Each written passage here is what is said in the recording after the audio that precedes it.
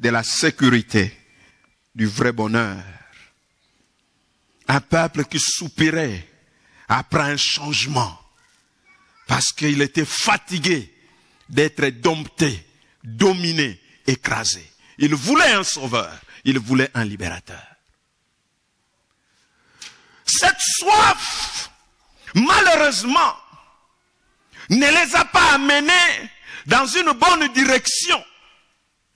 Dans la soif de connaître la vérité, dans la soif de spiritualité, dans la soif de la liberté, dans la soif de la sécurité, dans la soif du bonheur parfait, de l'épanouissement, de cette harmonie.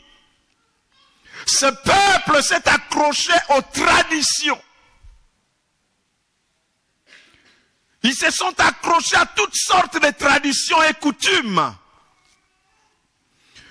au point de négliger la parole de Dieu pour s'accrocher aux traditions et aux coutumes.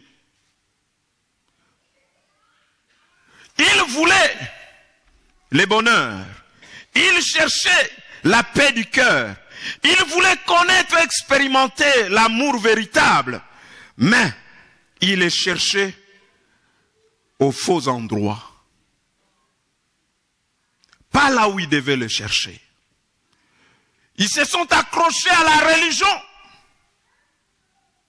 à toutes sortes d'apparences de ces rabbins juifs, avec des longues barbes et les robes, qui marchaient, ils avaient une certaine façon de marcher, croyant que ça c'est l'apparence d'un homme plein de paix. Mais c'était des hommes dont l'intérieur était agité, troublé. Ils ne cherchaient pas cela. Ils les cherchaient dans les traditions et dans les coutumes. Ils se sont investis dans une forme de religiosité.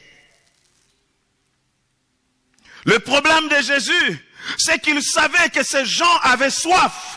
Mais son problème, son souci, c'est que là où ils allaient chercher à étancher leur soif, ce n'était pas un bon endroit.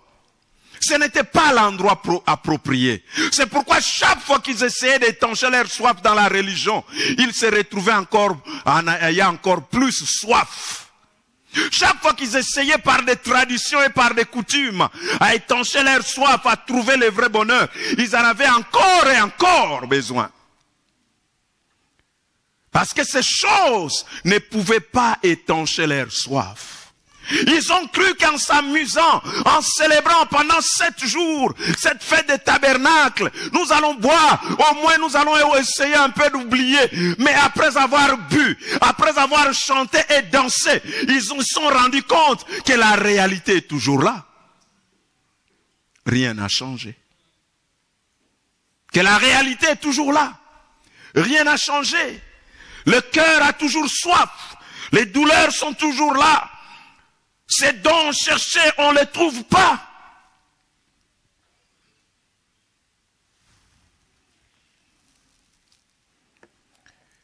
Ils cherchaient. Et c'est le problème de notre monde aujourd'hui. Nous avons soif. Les hommes et les femmes ont soif. Nous sommes dans un monde assoiffé de la sécurité. Un monde assoiffé de la significance. Assoiffé du vrai bonheur. Assoiffé de l'amour véritable. Mais le problème, c'est que nous ne toquons pas dans de bonnes portes. Nous n'allons pas dans une bonne direction. Jésus prend l'image de l'eau. Parce qu'il sait que l'eau est capitale. L'eau est essentielle pour la vie d'une personne. Il veut parler en prenant l'image de l'eau pour nous dire que c'est quelque chose de vital. C'est dont vous avez besoin. Ce n'est pas quelque chose de superficiel.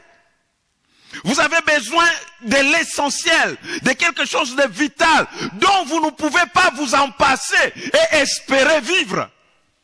Comme l'homme ne peut pas s'en passer de l'eau et espérer vivre. Et Jésus, lui, se présente comme la source.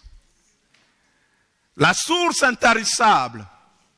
La source d'eau vive. La source qui jaillit encore aujourd'hui. Pour quiconque a soif, il peut venir encore boire. Alléluia. Il est la source. Non, lui ne se présente pas comme une puits. Non, comme la source.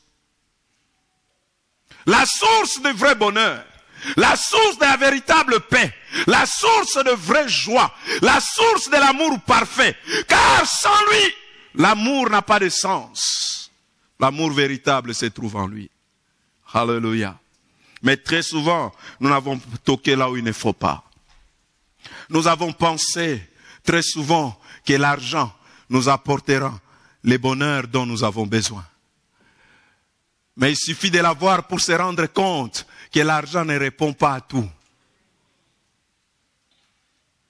Un homme a dit, ça peut vous permettre d'acheter un lit, mais pas le sommeil.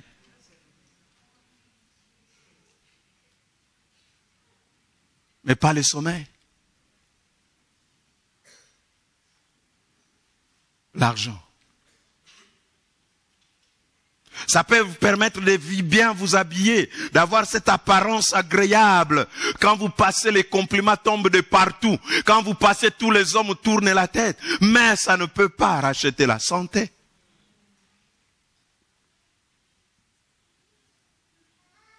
Il suffit de l'avoir pour se rendre compte qu'on a encore besoin de beaucoup, on a encore d'autres besoins que l'argent ne pourra pas. D'autres ont pensé que ils trouveront l'amour à côté d'un homme ou à côté d'une femme. Pour après se rendre compte que là ne se trouve pas le véritable amour.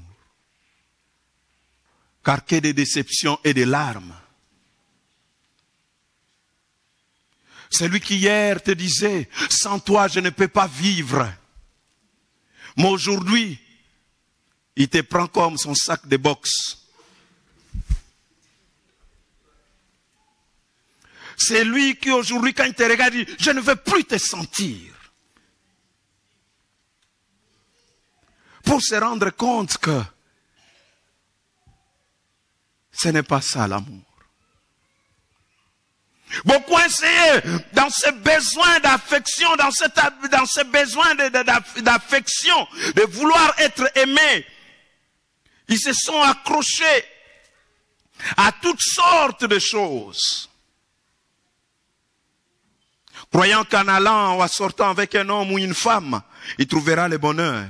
C'est juste après ce plaisir de 5 minutes se rendre compte que ce n'était pas le bonheur. On est rempli de culpabilité.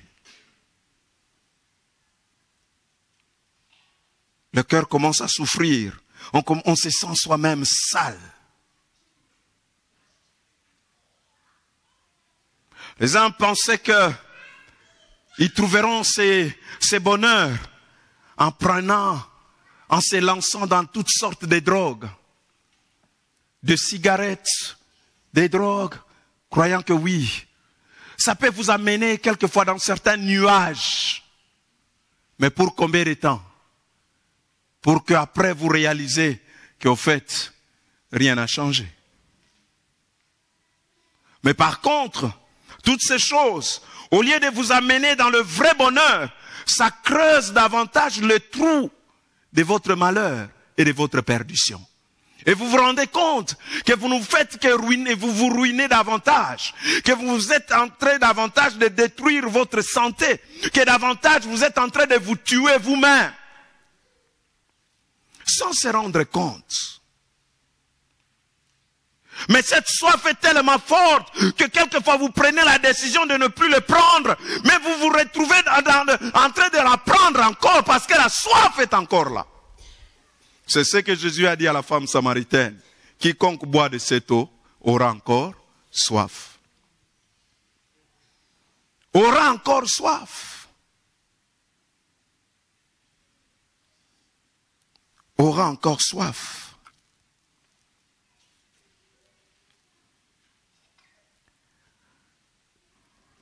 On est dans la recherche des choses.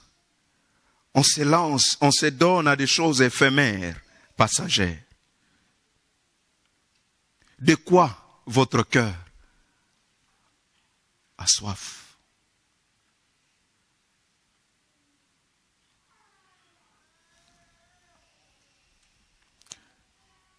Jean-Pascal a dit,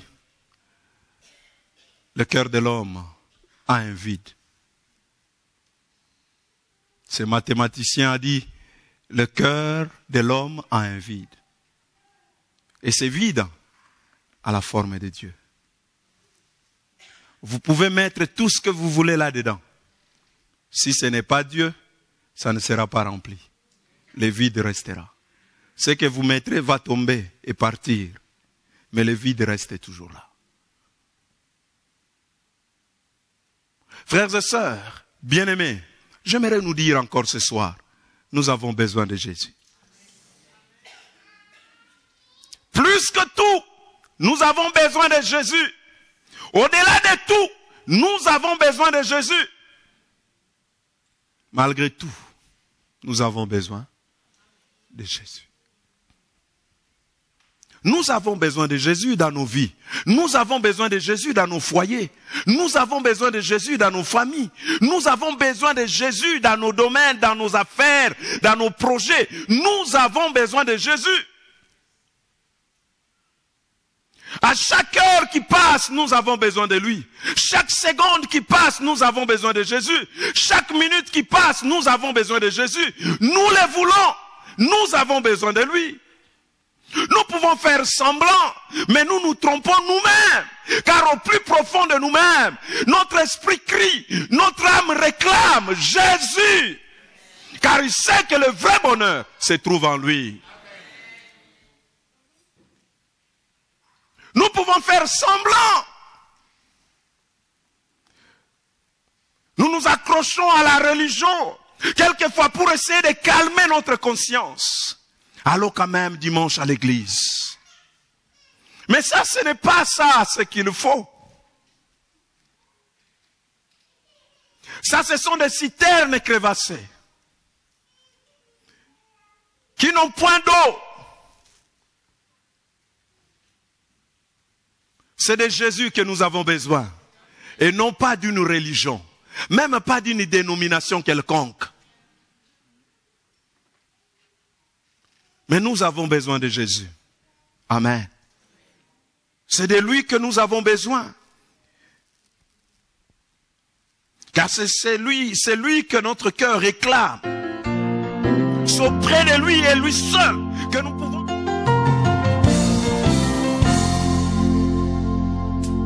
Something so wonderful